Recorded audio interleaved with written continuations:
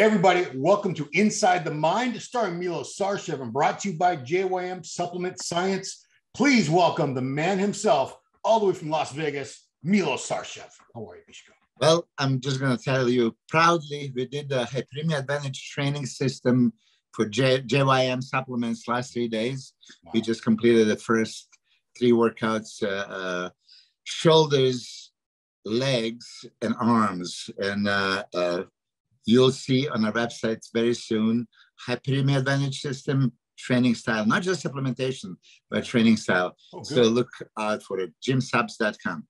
Yeah, that's great because you have tons of training videos on your channel, Milos Sarcev, but you're not really, they're not instructional. You're not really explaining everything. You're too busy training the people.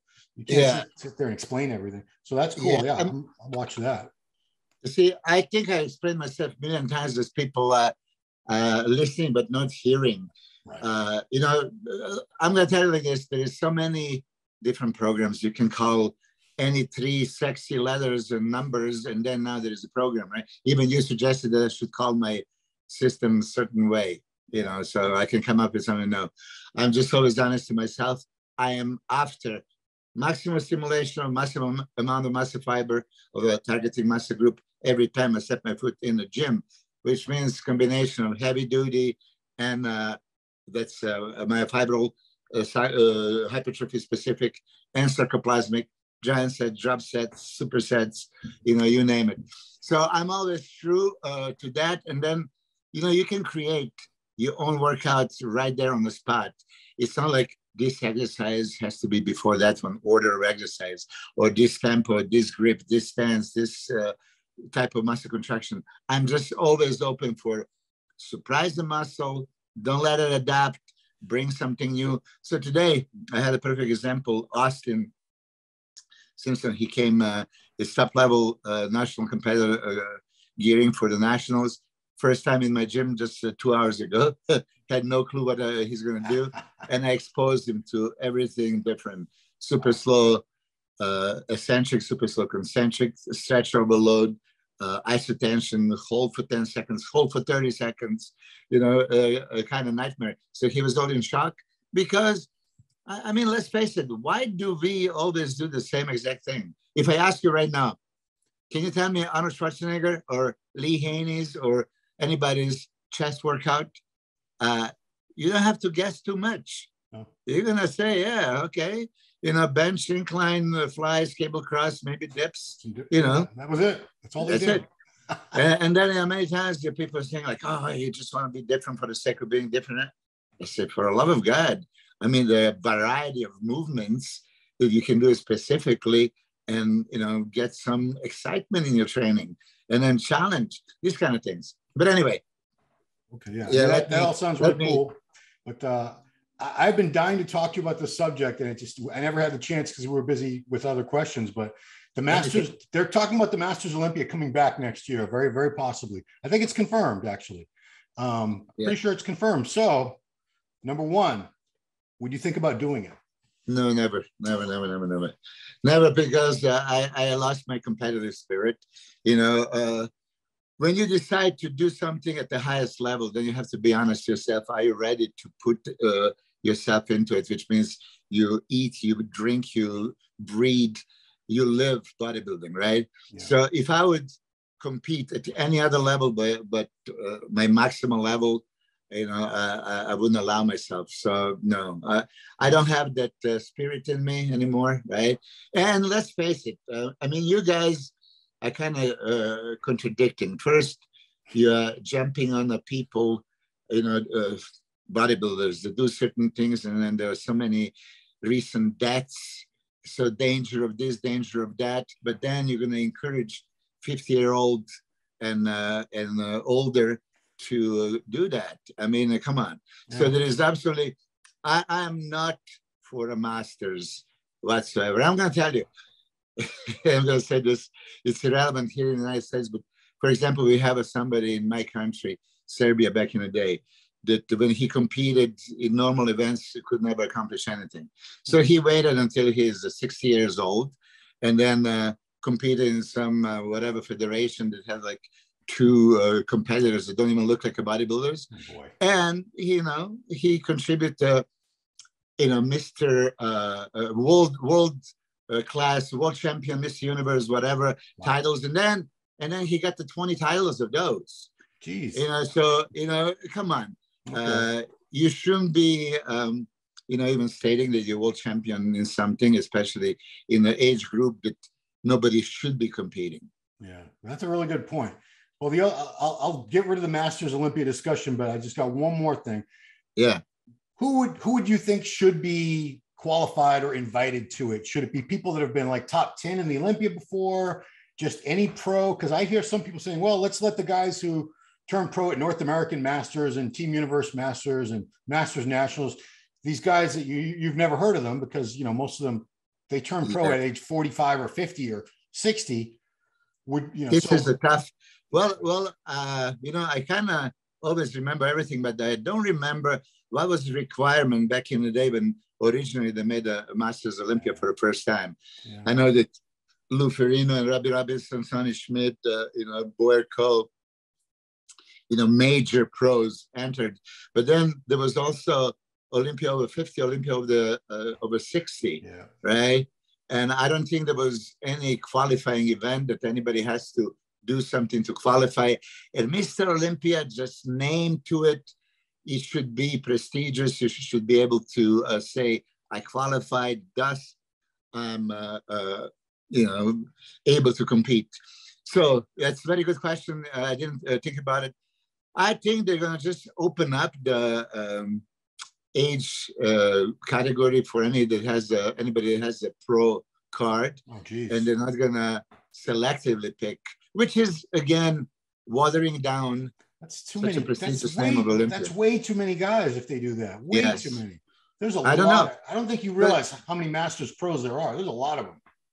So, okay, listen, there's going to be part of all of us. I would like to see this guy come back and compete, and this guy and that guy, right? I mean, the old fans, but I don't.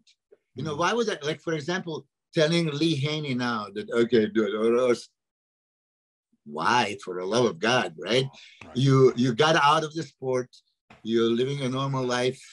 You shouldn't be doing what competitors are doing anyway, especially that level. And listen, I'm going to tell you, I have some questionnaires on the other website that I'm doing, nebskier.com.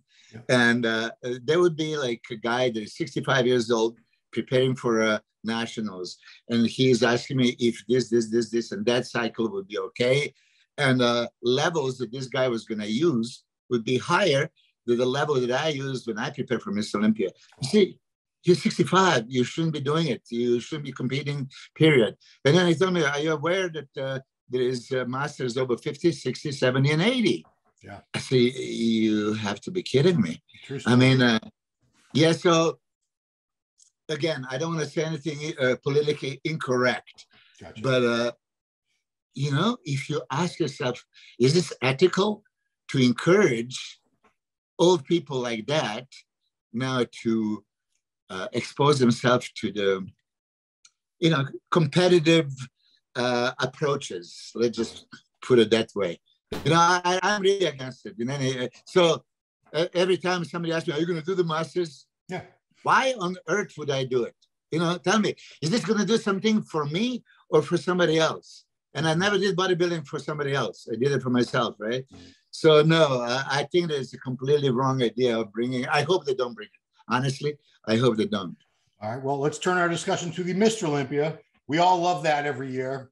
The two guys you've been able to see in person that most of the fans haven't been able to, Michael Krizo, and Andrew Jack. I'd like to get your perspective on how good they are right now, how well you think they could do at this year's Mr. Olympia, assuming Krizo qualifies some way and gets there.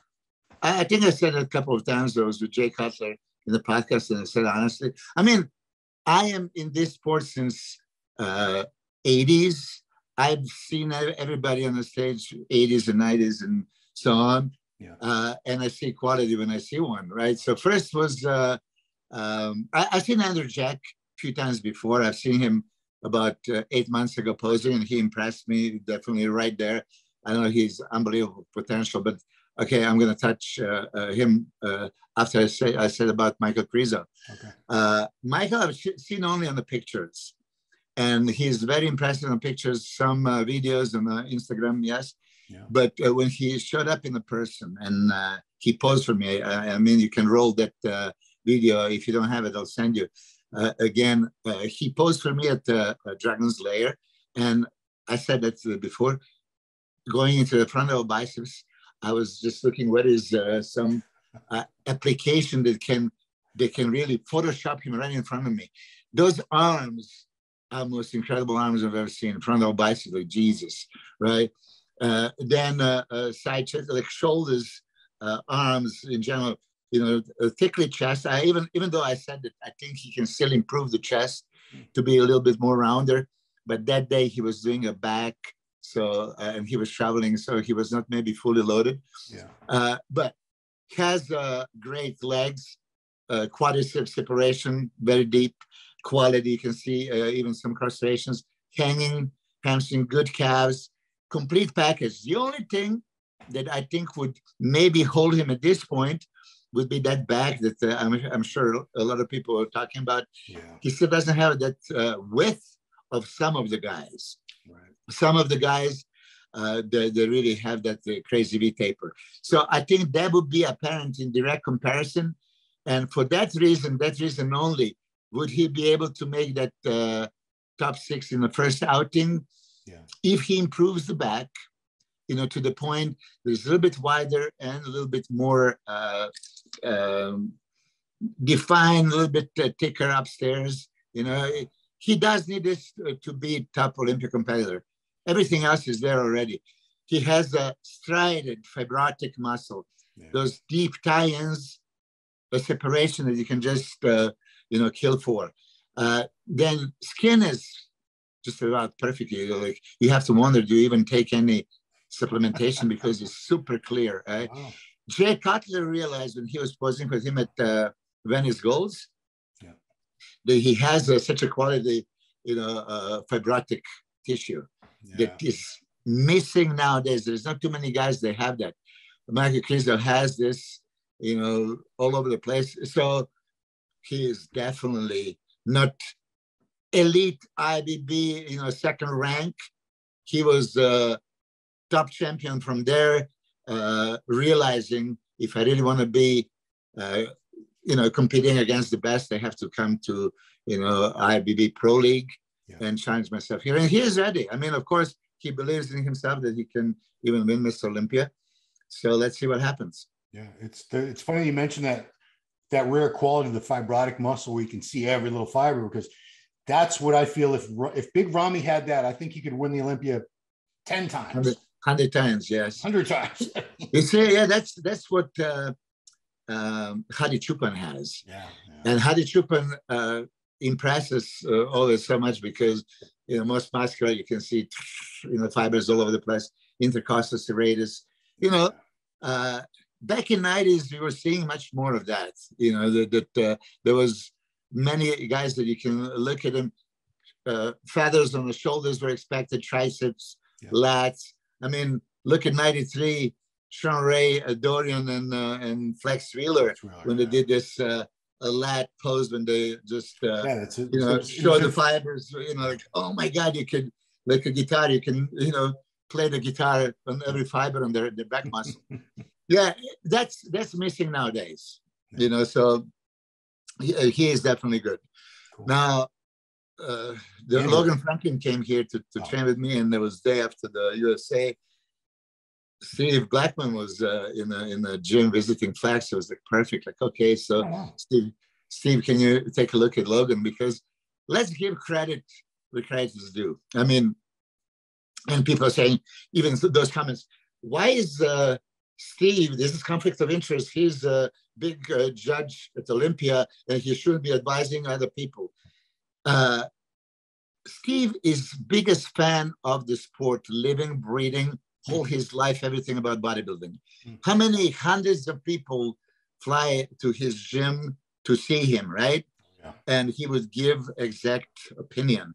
That's an expert opinion. He has a good eye, and in microsecond, He can correct you, tell you how to pose, what he thinks you should emphasize when you're posing, and it's a completely different story. So he's giving his most valuable piece of advice to everybody, everybody. Yeah. American, not American, NPC, not he is that. So when Andrew Jack came in, I said, "Oh man, here is Steve. You want to come over?" And of course, we asked Steve. Steve is absolutely. Let's see. Steve was impressed. Okay, so if you impress Big Steve, you have the tools.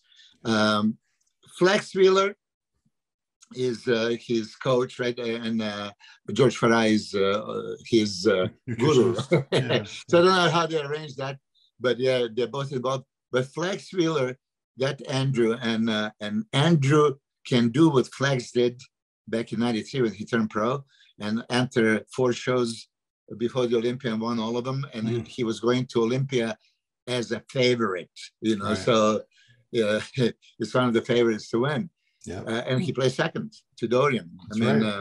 Yeah. So I think that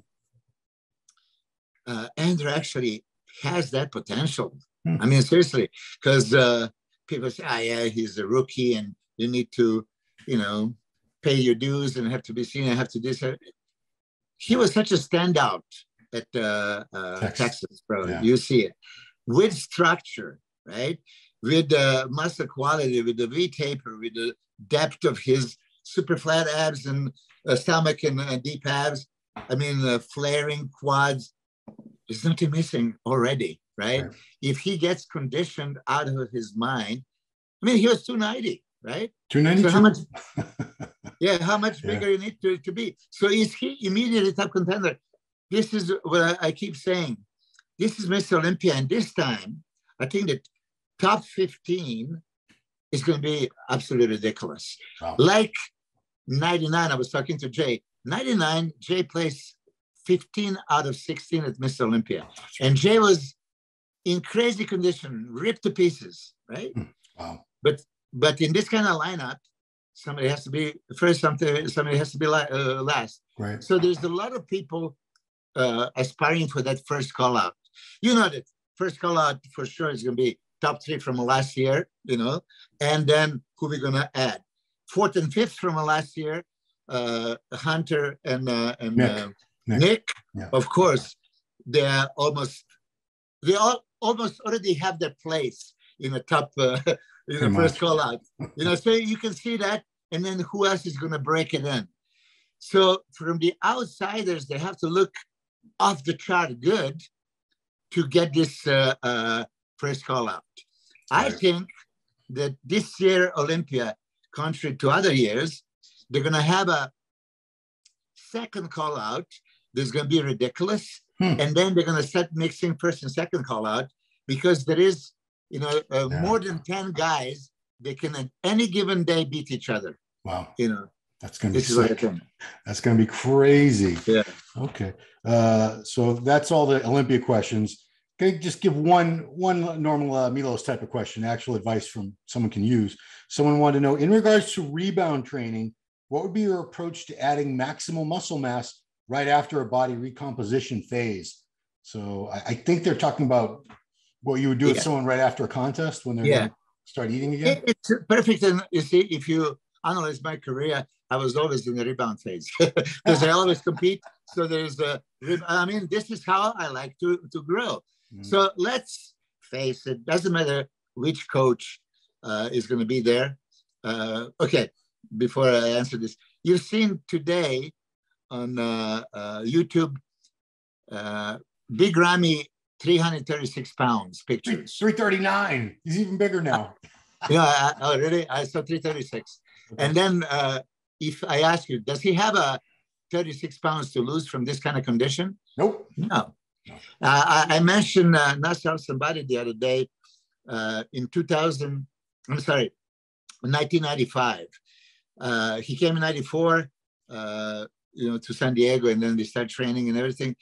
And then when he exploded before the Houston and Under Champions, I've seen him 294 week out of Houston, that he could step on the stage 294. I mean, he was ready. It's just our competitors' mind. Oh, we need to still go further. We need to, be more ripped and deplete and then dehydrate and then we all go all the way down. So to answer this question, most of the guys kind of over diet in a contest prep. They're caloric deficient and they're probably going to deplete into the show. It's all around. You are in deficiency and you're suppressing your body and metabolism. You're not giving all the nutrients that body is needing. Okay.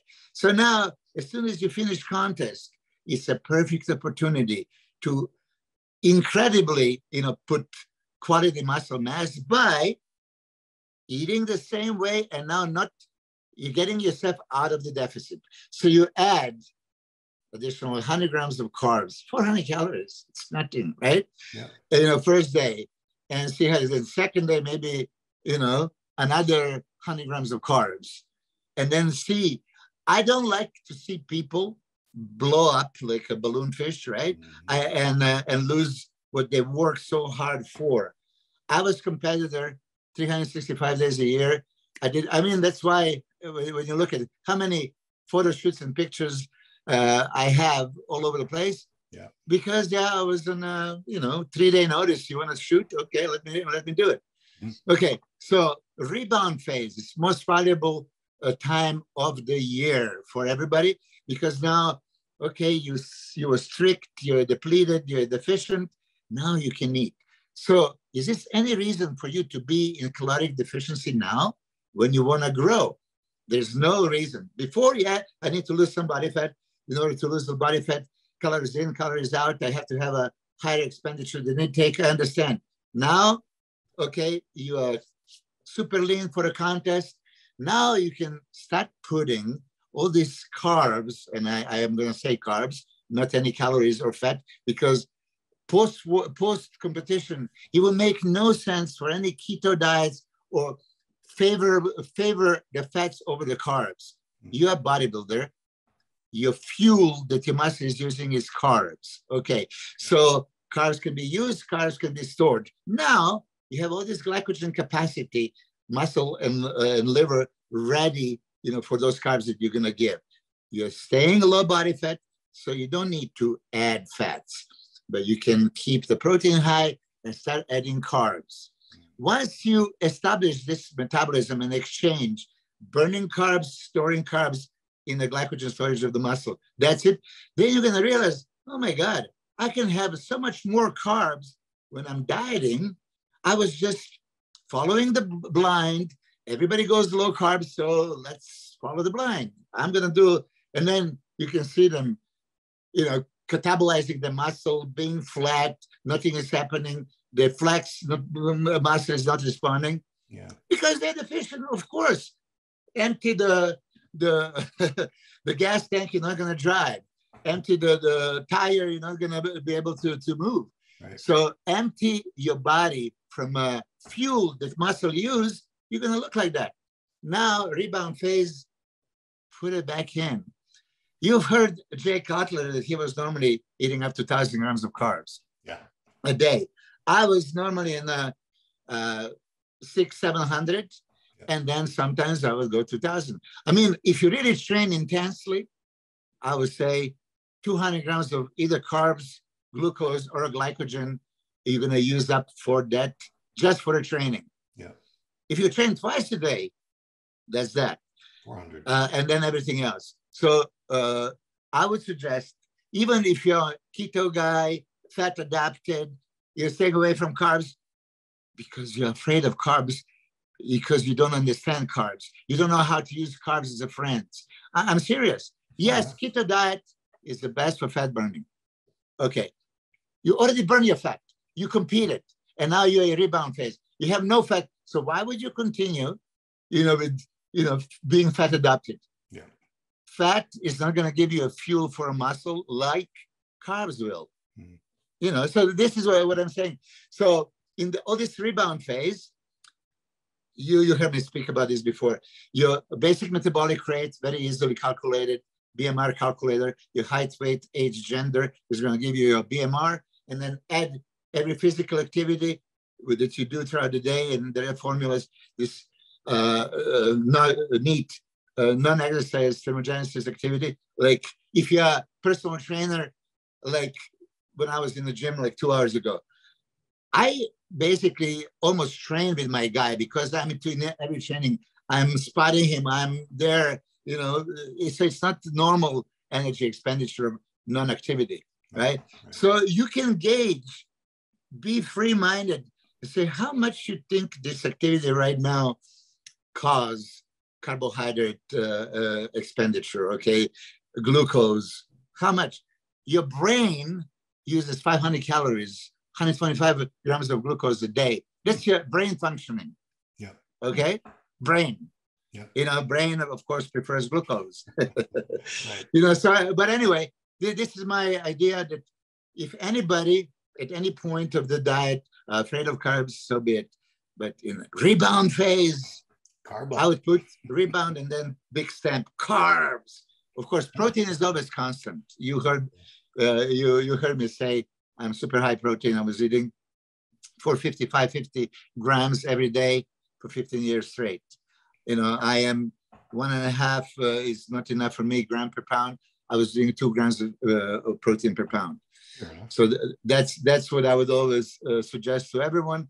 And also now that maybe if you think why, if anybody is on the lower carbs, right? And now we have a excess protein, what is going to happen? Gluconeogenesis. So that excess protein is going to be converted to glucose that you're not having anyway. So for me, I would cover the base, you know, even if I put them on the lower carbs, and again, with such a high protein that even if they don't utilize protein structurally, they can use for energy. And what kind of energy you're going to get from amino acids? 18 out of 20 are glycogenic amino acids. They're going to turn into glucose. So you're going to get it. It's expensive energy, but this is also safe. Why? High protein, high carbs, lower your fats. Now I got to go back to something you said because I'm curious. Did you ever? I blew up. My record was like 30 pounds in 6 or 7 days after contest because I had no discipline. I was just eating everything. Were you always able to, you know, keep eating clean after show? Maybe have just 1 or 2 cheat meals, or did you ever go? I mean, really. So yeah, I would lie if I say I never did because, of course, we always do it. I try not to because a couple of times when I made myself miserable and you can't even breathe and your stomach is like ready to replicate Buddha statue. I mean, I've been there. I mean, seriously, you know, so I know the guys, okay. Victor Martinez is going to tell you, I mean, it was funny listening. I think he blew up like 55 pounds in less than 3 days. Wow. And Nasser asked somebody, listen, Nasser back in the day, he would compete on Saturday. By Wednesday, he would be 55 pounds more. Wow. And by next Saturday, he would be down to the same weight. I mean, imagine how healthy that was. But no, I didn't practice this. I wasn't allowed. I have, you guys know Ben Chow. Okay, Ben Chow is on other podcasts, right? With the Fuad, Bro Chat. Yep. I mean, if somebody would ask him a question, okay, when he was rebounding with me, right, he gained 60 pounds of quality in a 4 weeks. I mean, when I say quality, you know, of course, you're not exactly the same. You accumulate some little body fat in process, but if you are consciously putting every workout, every nutrient, every meal, you know, to rebound and fill up the muscle. We were training twice a day. We had you know, you can imagine a shitload of carbs, and he gained 60 pounds in 4 weeks. Impressive. Wow. I think I remember the pictures, and he wasn't still contest conditioned. He was pretty damn lean for 60 pounds. I mean, look at this way. If I would tell him at that time, now take 2 milligram Bumix night before you're going to shoot tomorrow, you know, he'll look crazy, you know, because let's face it, we are impressed when we see somebody, of course, dry conditioned, but that missing link is full, right? Mm-hmm. So many people don't get that full. But if you are free-minded in this rebound phase, you blow yourself up like you're full as the house, and then you take a little diuretic or So they say dehydrate yourself naturally if you want. Take an herbal tea. Take some strong, diuretic tea or something. Yeah. I mean, you go on Instagram, so I'm sure you saw it. After 23 years, right? Yeah. From 1999 British Grand Prix, I got Gary Phillips, photographer from Australia, send me mind-boggling pictures. I mean, if I died like a week ago, I was like, oh my God, this is me next to Kevin and Flex and Ronnie and Jesus Christ, right? Yeah. Oh, he has many of those photos. But for that show, if you remember, so that's also answer for the guy that asked the question. I competed at Olympia '99. Yeah. I placed 10th, okay, and now I'm going to European Grand Prix Tour with Ronnie, Flex, Kevin, Dexter, Marcus, Nasser, Jeez. I mean, geez. So, you're going there like, oh, man. Even if you're fifth place, it's $1,000. So it's no money, right? Really? Right. But challenge and all that stuff, okay, I'm going to have another chance to maybe stand next to some of those guys. So, like, let me do it. So I did my rebound.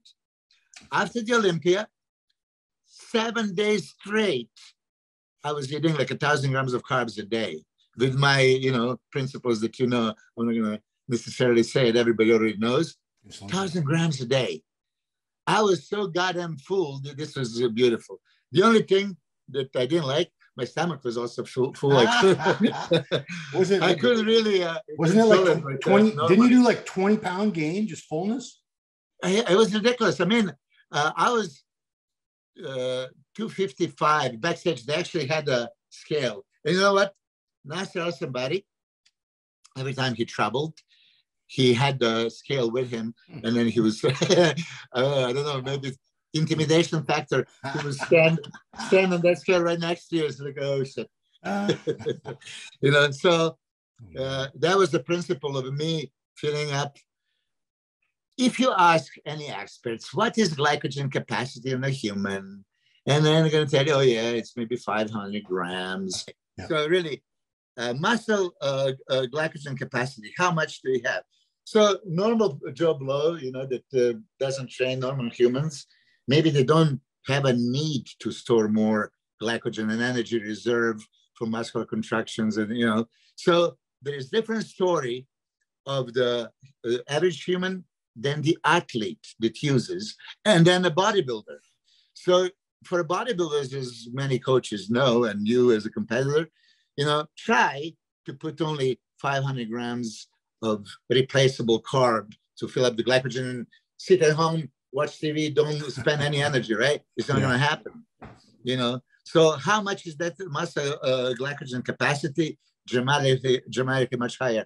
I'm not a researcher to tell you exactly, but I would easily say double or more than that, because you have all these muscle fibers that constantly, in and out, use glucose, store glycogen, deplete, use, so it's adaptation, human adapts to anything, right? Yeah. And for bodybuilders, we are adapting the glycogen repletion. And I do believe that it's dramatically much more than what experts say. Would you also say that someone who's much larger has a lot more muscle mass, so like 190-pound bodybuilder versus a 290-pound bodybuilder, there would be a big difference in how much glycogen they can retain? 100%, of course, because they have like so much more muscle mass. So there is for sure, And then you see, now you're gonna be a devil's advocate and say, oh, I know guys that can fill up with the 300-400 grams of carbs, and we do have those examples. Yeah.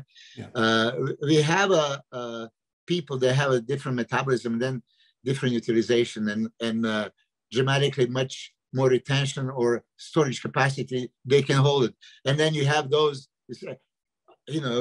I'm burning carbs like crazy. I can just burn them through. Yeah.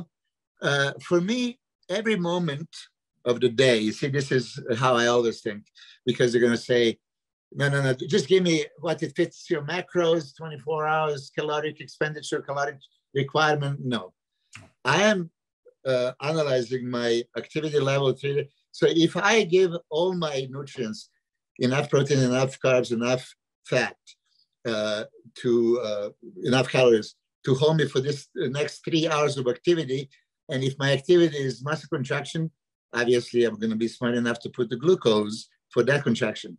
If my muscle activity is over there, do I really need these fast carbs? No, I can now replenish it with my fats. But in any given moment, if body always has every nutrient required, it's not going to compromise. But we compromise once we start missing something. We miss this, the other has to convert it to that.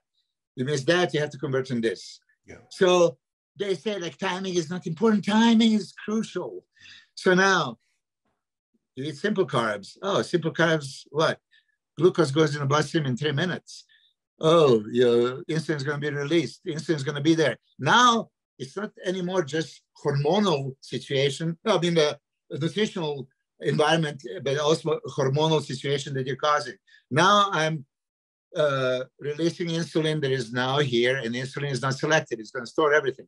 But now you have that fat that is lingering around that shouldn't be there. Well, guess what? It's going to be stored because insulin is going to store it 100% because it's peaking right now. Okay, so you have a fat when you don't need it. You don't have to have a high carbohydrate glucose deliver insulin releasing nutrient at that time. Wait. It's wrong. It's if it fits your macros. Nope. Your macros can be so much fat during a day, so much carbs during a day, but distributed at the times that you want to use fat for energy when you're not, muscle contracting, this kind of stuff. So I completely disagree about this generalizing, or we talk about this intermittent fasting. Doesn't matter, as long as you give this many calories, your body's gonna. No, you don't want to be, minimal or optimal survival. You want to, I told you this last time, all this intermittent fasting or keto diets are for people that are not disciplined. They cannot control themselves and eat what they're supposed to eat every meal. Measured, timely, nice, to give the nutrients that you need. Yeah. Any of those diets are restricted. Restriction is not, maximization, by no means. Yeah. No, I like your last time the video you said, would you go 10 months without sex just for 2 months with sex? No. So why would you go 10 hours, 12 hours a day with no food? 14 hours? I don't know that I used that example, but that sounds like me. You did. Yeah. Anyway, cool. Well, Milos, again, as always, enjoy talking to you. I love that part about the Masters Olympia. I needed your perspective because that's potentially you on that stage or not on that stage. So it's not just my perspective. I wish that you can ask that question to the authorities and to everybody else. What are you encouraging with that? Okay. At one point, they're going to tell you it's dangerous. Don't do it. Let's, save yourself, live a normal life and all this stuff. Oh, but here I'm going to give you a chance to do, Masters Olympia. Okay.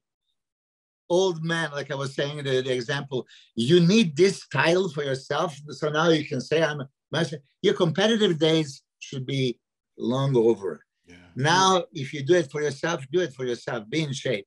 But now to challenge yourself to go on the stage, you're going to have to push the envelope. This is normal way. Masters Olympia, that's the highest possible level, right? Yep. Every Masters Olympia competitor is going to do just about exactly the same thing that Olympic competitor is going to do it. Do you realize that? Do you approve it? I don't. Well, it's a discussion that needs to be had. So yeah, please do. And use me as an example and say the Milos went berserk and he was so again. No, seriously. And I this is real conversation. Yeah. That I love you and maybe I even sound offensive towards you. I'm not. I'm just. Oh my God. So. Because I'm approached by your guys. They're asking me for approval of this. This cycle is highest cycle that I used for the 99 Olympia when I was the biggest ever. Right. And you know how nowadays, because now there's more and more and more things available, now add all this to the equation. Like, oh, Jesus. And so we're talking about a 65-year-old man. Is that what you said? Yeah, 65. Wow. Yeah. Wow. And I mean, look, Billy Stallings just won Nationals over 50, looking spectacular. I'm actually talking to him on Instagram pretty much every day. I am beyond impressed. Take my hat off. Rassi Jeffers, oh my God, look incredible. I forgot who was second in over 50. Yeah. All my respect, right? I have to say that. But then, you know, what we just talked about it. Yeah. If I'm friend, if I'm family, and say, should I sleep peacefully? I wouldn't. Gotcha. You know, because I know what it takes to look like that. True. All right. Well, that's a great place to end this one. That's some stuff for all of us to think about as fans, because it's the fans that create the demand for something like that. So we as fans really need to ask, why do we want to see this? Should we see this? Is this a good idea? You got me thinking now, Milos. You really do. No, but because you think that if anybody shows up again, they're going to look like they looked 20 years ago. No. So why would you have a, you know, last bad memory of what you're going to see in a picture of an old man, you know, all shriveled up that maybe looks decent, you know? Why? Yeah. What does this prove? I mean, with it, that was the case when they had it years ago. I won't name names, but there were some guys who were shadows of they look like old men that were, you know, they were in great shape for like a 60-year-old, but they look nothing like they used to. Not even close. And it was sad. It was sad.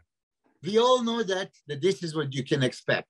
And you're going to be shocked if selected few are going to look, you know, just unbelievable. Yeah, like there's one Dexter, there's Francis Befado was unbelievable at, you know, Australia. I mean, there are examples, I'm not going to say. I mean, Albert Beckus beat all of us when he was 61 years old.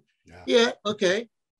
But he had a longevity and career all these years. Now, these guys that stopped competing for what, 10, 15, 20 years? 20, 30 years, some of them, yeah. Okay. Imagining this is what they looked 20 years ago and what took to get there. And now they're going to make a comeback and they want to, you know, present themselves in the best light. And, you know, they have all these fans cheering for them. They're going to be shadows of themselves. Yeah, I agree. So why do that? Why approve it? Yeah, I'm going to talk to more people about this. Don't worry. This is please do. We're not done with this one. All right. Well, Milos, thank you so much. This has been another awesome episode of Inside the Mind, brought to you by JM Supplement Science. Thank you so much for watching. We'll see you next time. All right.